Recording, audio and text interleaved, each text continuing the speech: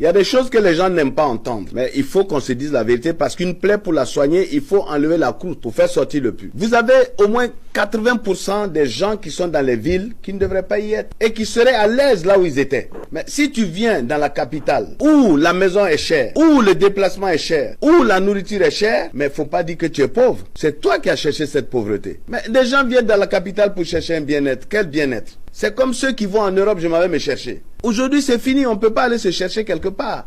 Il faut des compétences. Tu viens en ville, tu as quelles compétences? Tu as quoi à monnayer? Tu viens parce que c'est la grande ville. Mais évidemment, acceptons que tu achètes les souffrances. Aujourd'hui, moi je dis qu'il faut que chacun soit à sa place. C'est comme quand tu prends une voiture. Le réservoir n'est pas le volant n'est pas la roue. Alors, les gens n'aiment pas la vérité. Mais vous savez, allez dans les pays développés, vous avez des Français qui n'ont jamais vu Paris de leurs yeux. Des Français qui n'ont même pas envie d'y venir. Ils sont bien chez eux. Parce que le problème, c'est ça. Tout le monde doit être un opérateur. Dans l'histoire d'une nation, tout le monde doit être un opérateur. Il n'y a pas de gens qui sont venus pour être des assistés, des pauvres, etc.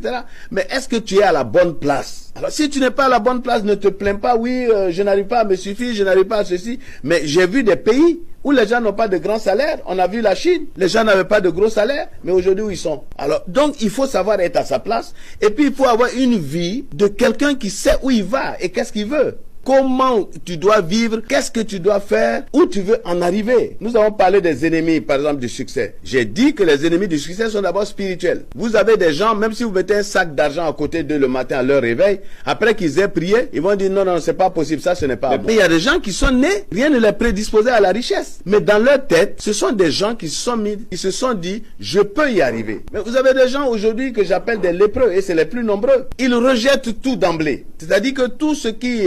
comment t'appelles ça? Ils peuvent s'asseoir, boire du thé jusqu'au soir. Ça, ils y croient, il n'y a pas de problème. Ils sont là, ils vont parler de Ronaldo, ils vont parler de Messi. Ils ont fini là, ils vont insulter le président de la République et tous les ministres. Qu'est-ce que moi j'apporte? Je vous ai dit à plusieurs reprises que je ne crois pas en l'Afrique politique. Je ne crois pas en l'Afrique de ceux qui se lapident les autres. Qu'est-ce que tu fais toi-même? Tu dois être un agent de production, tu dois être un agent productif.